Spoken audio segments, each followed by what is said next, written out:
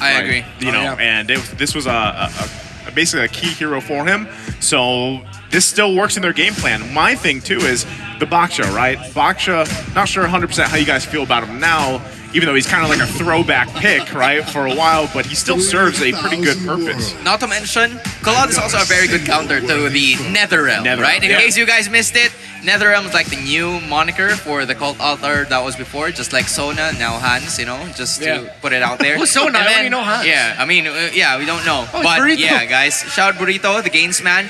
Martes is going to be the final pickup here. I wasn't surprised that Onic is going to be the one to pick up this hero just because of the fact that you have two squishy heroes already presented here by the side of AP Bren. Three major damage dealers that could really poise a lot here for the side of the Hive. Meanwhile, Onic is going to pick up that early game hero that could really propel them into the early points of the matchup, because if you're going to look at Claude, it's kind of difficult for him to deal some damage in like the early portions, and that is where the Farsa ban will come in. You try to remove the mid game as much as possible, and then from there, just scale your way up.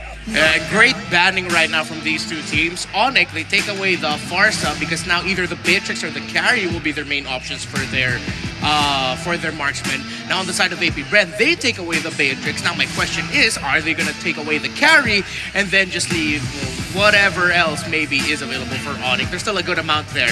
I also really like that the early Baksha pickup for AP Bren came through. Yeah. He is one of the top junglers, mainly because it turns off a lot of things, but it also turns off the idea of going into picking assassins. I feel like that Martis was just forced at that point. You're up against a Baksha, you're not gonna pick up a Ling, you're not gonna pick up a Lancelot, you pick up a Martis to match it up close to close. You know what surprises me is the fact that, like, so far at this point in the draft too, Valentina and Novaria weren't picked up, you know, and they're not banned out. They're still open. And that makes me wonder, like, what if AP Bren is deciding to go what you mentioned earlier, Redmar, the double mage setup? You know, put that Khadija there, snag yourself the Novaria if you want, and kind of work around that. Still gives you a ton of vision capability, poke ability, and burst. So I'm wondering if they want to go that way, unless, you know, we possibly see something from Onic Philippines here. You know what, from Onic, I'm so used to seeing Rapidut use a bunch of like the crowd control heroes. Like the Atlas, the Hufra. It would be a surprise for me if the Faramis would go into the roaming position, because it kind of is Escalera's gameplay, right? He tries to go for the support. He leans towards the Kadita, the mages that really deal a ton of damage but can also assist the others in every way. Brody's going to be the pickup here for the side of Onic Philippines. It is, you know, kind of a brand new hero also for Nets. Nets likes those gold laners that deal a heavy amount of damage in the early portions of the game, especially in terms of objectives. When he's trying to take the turtles, when he's trying to take the turrets, whether it's inner or outer, he deals a ton of damage, and that is the space that Onic needs for them to actually execute in their gameplay. I wonder if AP Bren, if they're not going to go for the double mage, will they go something like Uranus Grok? Grok goes Uranus in the XP lane. No, they're gonna go for the Gourd and the Paquito. Interesting. I didn't expect my boy Gourd to come out here, just because, again, we've only so far seen two teams play it, right, for the most part. But this was nice. I'm glad to see it. Still technically is the double mage setup. It still kind of serves the purpose of what we were talking about before, you know.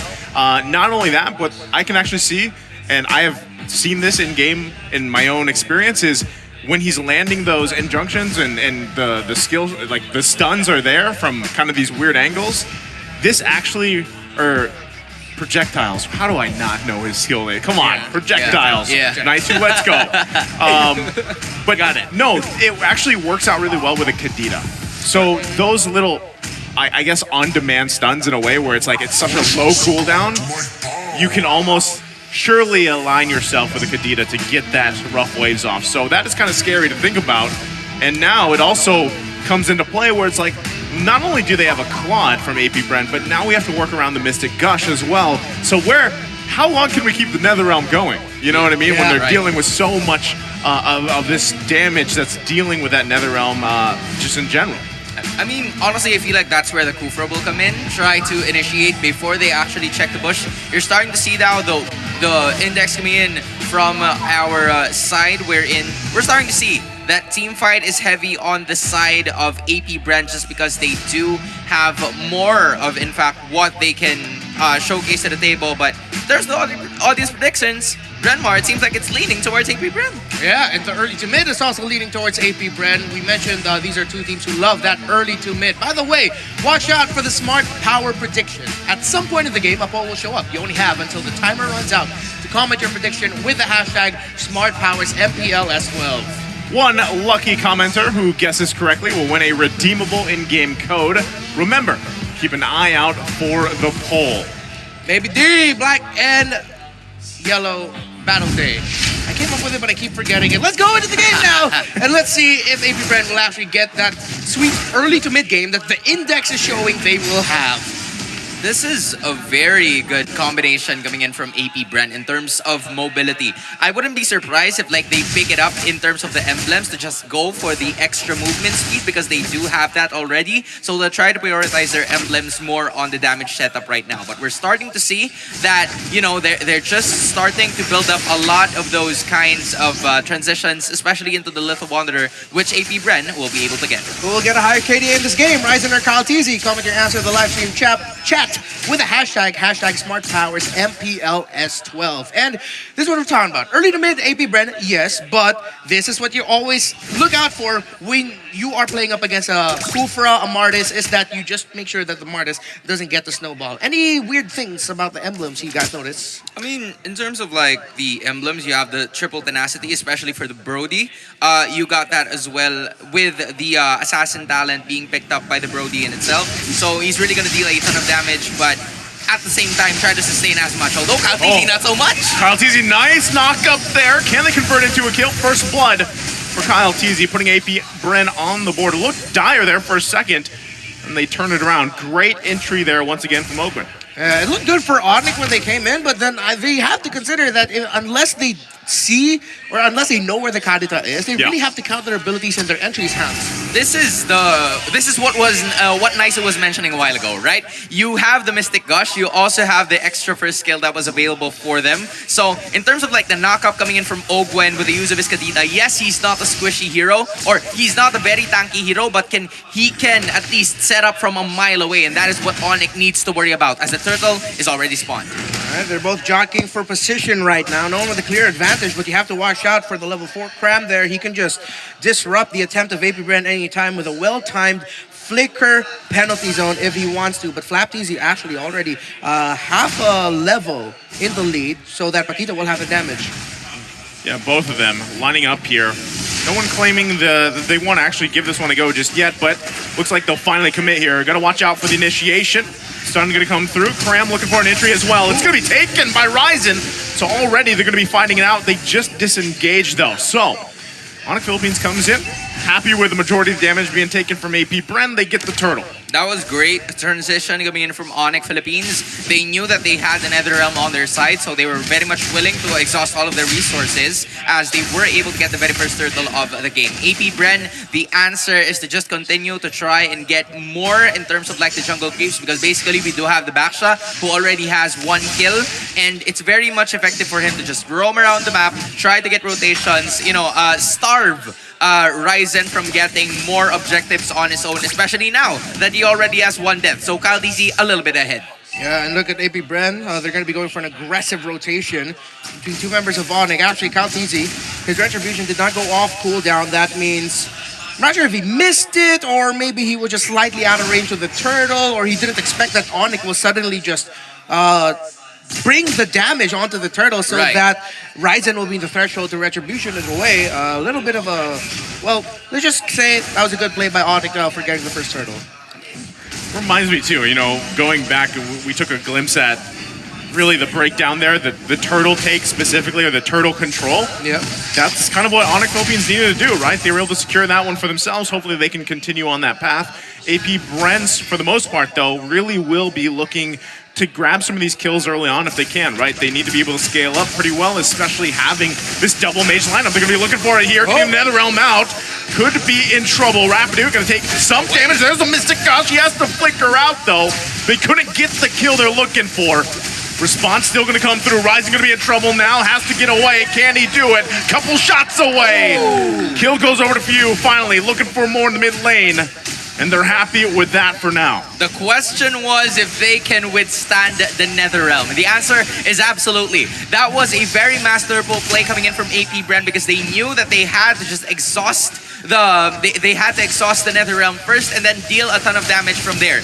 Good saving coming in from Ogwen because he actually managed to save the second skill of the Kadita before the Netherrealm was popped off. And then once the Netherrealm was gone, he used the second skill, and then it was AP Bren, Super Marco going in with the extra basic attack, and from there, it was that Demon Hunter sword that really helped him to secure the kill because of the attack speed that it possesses. It looks like sometimes Onic are a little bit too eager to start fighting this early on. Again, AP Bren, this is their window in this early game. Onic should really just try to farm up more as AP Bren go for an invade. He got it too. Yeah, Wow. he took it right from Ryzen. Now Ryzen going to be in trouble. Ogren again! Oh! Gets him with the rough waves. Converting another kill here for AP Bren. Kyle TZ Here we charging up there. They also still have to watch out for Few. He does have that ultimate available as they now focus on Rapidu. Mystic Gush can come through, paired with it. Gets the Netherrealm. They're going to rage into the walls. Rapidu will fall. Here comes Cram, though, as he's looking for more. Nets coming in to profit as well. They're trying to turn it around here. Blazing duo to push them back. Nets trying to get under the safety of the turret. Survives with one sliver of health. And now Flap on the run. Quite messy there for AP Bren. Initially, they were very confident in going for the purple buff because they knew that it was Paramis and Gufra who could deal damage from all of those guys. And then it reached the point wherein they kind of overstayed. Few and Ogren went down because of the fact that they no longer had any skills. The rough waves was already committed by Ogwen upon taking down Rapidut. Rapidut managed to stay alive for like a little bit more seconds before he was taken out by the other members of AP Bren. Yeah. Well, technically now AP Bren still holds like a significant amount of gold lead, but they need to be wary and take control before this happens, right? Onic gets their scaling and they get the first turret of the game. All right, Onic meeting their timers perfectly in terms of getting their gold laner out, getting that scale. Oh, in the mid, Cram! Yeah. Cram, wow, with a huge Netherrealm save in what looked like it should have been a sure kill. That's why they have that Fairness there with them. Now, third turtle of the game is up. Both junglers having one apiece here. They're going to want to battle this one out. This is now Kyle TZ. This is going to be the estimate of what he can do. Meanwhile, Few and the others are just trying to zone them out, and it seems like it's going to be uncontested. Yeah, good call by Onic. If they contested that anymore, it'll be way too much for them to handle. Who's going to get this purple buff? Kyle TZ? No, it's still going to go to the hands of Ryzen. Safe. Okay. Well, mind you, man. I mean, right now it's like AP Bren just trying to control a bunch of the objectives, and you know, Onic is trying to make the necessary plays available to get themselves back in this game. However, AP Bren is always manning or putting at least a +1 up on their situation. Once they got the turtle, they also got the turret in exchange. In case, you know, Onic tries to go for the engage, that's the time where they take the kills. But if there's going to be no engage whatsoever, that's the opportunity for them to basically get the turret. So they have option A and option B. Very well orchestrated for the side of AP Bren.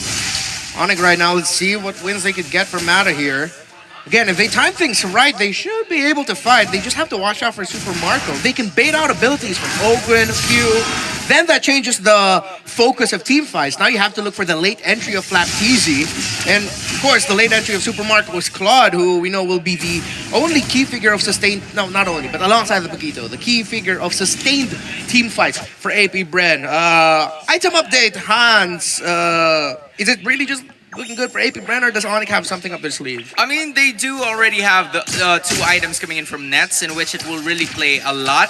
And right now, it's showcased on screen. Killing Spree as, of course, the assassin talent that he possesses 2-0-0. So he's really doing a pretty good job staying out of fights and going into fights whenever he's needed. Yeah, and we got to see earlier in that one fight for the purple buff where Onic turned it around. As long as Nets can free hit, he's good. So if he has the items, that's good news. Okay, they already got the Netherrealm out too. You guys talking about items here. Another big one picked up for Nets. Oh! Cram in trouble. Can't survive that one. You see, just even without, when that Netherrealm is down, that's where you see AP Bren playing around it. And that time it worked, but now still a lot of focus here, even in the mid lane. Want to utilize Nets. Rapidu going to take a little bit of damage, but quite tanky himself. Should be fine. Man, that is crazy. I tell you that, bouncing balls are very effective when you take them on land, but when you place them all over the sea, the balls don't bounce there. So that is something that is really playing very effective coming in from Onic, or AP Bren rather, as the first Lord of the game is going to be uncontested. Super Marco having a feast day for AP Bren. Yeah, man, big bouncing ball energy coming from AP Bren right now, maximizing their lineup and their strength. And they're not even the ones with the Kufra, they're against it. You gotta say, so much pressure here in the jungle against Onic Philippines, and they're really making them work, even just for these buffs, right? That's something that's kind of happened, and this was very apparent even back in the run for ISF for AP Bren, because they seem to have mastered this transition from that early to mid game, especially leading into the First Lord. And that's always where I feel like going up against AP Bren, teams have to find that challenge out. How do we maintain the early game? How do we get it so either we're toe-to-toe, if not have an advantage against AP Bren into the First Lord? Onic Philippines, unfortunately, was not able to do that. They should make quick work of this Lord, though. They are slowly but surely getting further and further away in terms of economy here, and that is the trouble part.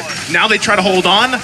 They hold on to the tier 2 for now. Unless they press the situation, it's better if they don't. They have a lot of ground to cover. Hans, what's the condition right now for Onic? How do they come back here?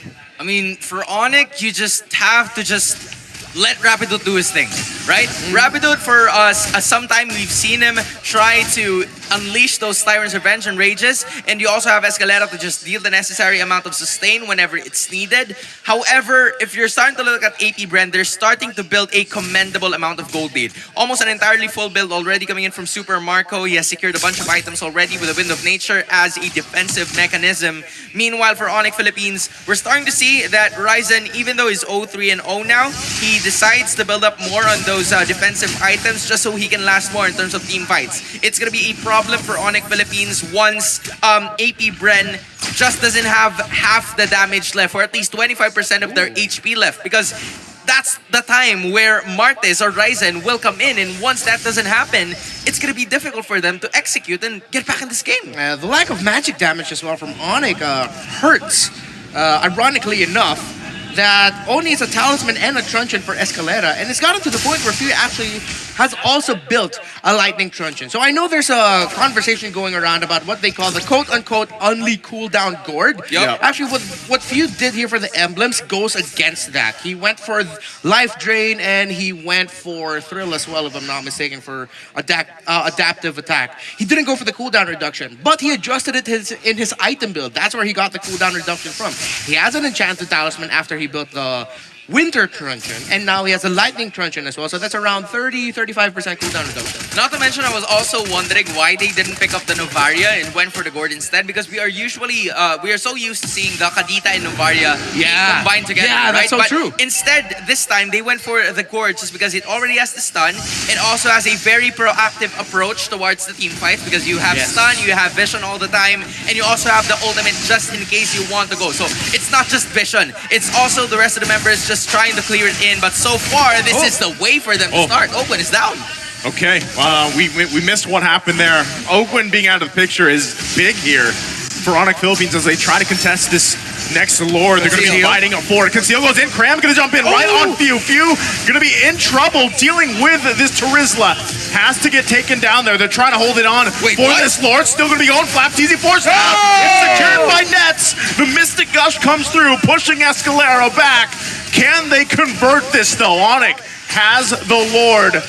They only lost one, so in terms of the trade, it was 2 for 1, but they got the Lord. You mentioned there earlier, Hans, Rapidoot, let him do his thing, and alongside another member of Onic, and slipped my mind who it was he was with, I believe it was Nets. Yep. They were able to find the guy. They found Oakland, and that gave AP Bren a difficult time to position for that Lord. Also, very commendable initiation coming in from Cram. Even though he was brought down, he gave Few a hard time to go ahead and initiate, use the ultimate coming in from the Gourd to just dish a ton amount of damage, and Onic manages to secure the objective. This is the reason why you give Nets a hero that is very good good in terms of like clearing up the major objectives. In terms of turrets, in terms of the major objectives such as the Lord, he is very well commended. Nice torn apart memory as well into unleashing upon the other members, but a fight again. They're gonna go again. Few flickering in, trying to get that kill. They are gonna get the Netherrealm out. These could be in trouble. That's will fall. Finding the perfect target. Still, Escalera will fall as well. Make it 3 as Cram falls in the mid lane too. Looking for more. Rapidude on the run. He's gonna get retribution. Can't escape this. It's too much. He flickers out, trying to stay alive, and will get whittled down before taken out by Super Marco. Quick feet, a movement. That's the story of AP Bren in this matchup. Yeah. I mean, rotations. We have backline access, whatever you call it. Paquito is just going to be right behind them when they tend to initiate. There's going to be 4 members initially, but from that on, once the ultimates are being exhausted, it's just like this. Marco going in with Blazing Duet, able to get the kill they were looking for. That's the pressure. Now working on this bottom lane base turret. They take that out. Looks like AP Bren's going to be happy about it. And you were talking about it there, Hands. You see that that exchange. The slow coming out, whether that's Few, worked with Ogwen with the burst, and then here comes Super Marco with the Blazing Duet. It folds, it overlaps so well there. Yeah, and it hurts if you're an Onic fan here and for Onic, because they did one of the key things they needed to do to retake control of this game, which was you win the Lord and you win the first Lord of the game, or second Lord of the game, and then you build something off of that. They were trying to find something in the mid lane, but then AP Bren just caught them off guard. You said feet work, Hans? Well, they did. AP Bren, some really great feet work, avoiding as well the entry of Rapidude. He ended up clapping the wall because of how well AP Bren avoided him. And to add to everyone's point, like, did you guys see the gold of Flap TZ at this point? Like, he was second to the gold laner. He was second. Yeah, he's basically rich. Oh, wow. You know, and he's richer than all 5 members coming in from the side of Onic. That's how very well and calculated. He's trying to push all the minion waves. He's basically just giving out and dishing out the turret damage, split pushes, but now they're seen. Okay, Ogwen gonna find Cram, gets the flicker out, still gonna be working on this Lord. Flap TZ trying to help zone control here. Conceal play coming through. They're gonna find Nets. Actually, there. The flicker comes in from Rapidu. Gonna find the Rage. Still, can they get the Lord they're looking for? Rapidu will find it. Secured by Ryzen, though. Can they stay alive? Double kill for Super Marco. Nets trying to help out here. Ryzen will fall as well. 3 down. Make it 4 as Cram will get taken out as well. Although he tries, it's a maniac for Super Marco. Call him Super Maniac at this point. What a turnaround by APB. Rapidude could only find Kyle TZ, but at that point the Lord was way too high. They didn't need to worry about it. This is now the major point, and they're about to finish this game. They're looking to punch this one in, and Nets trying to buy as much time as he can. Immortality will be popped for the full waves here. Rapidude is up, but he's not going to be enough. And AP Bren will secure game 1.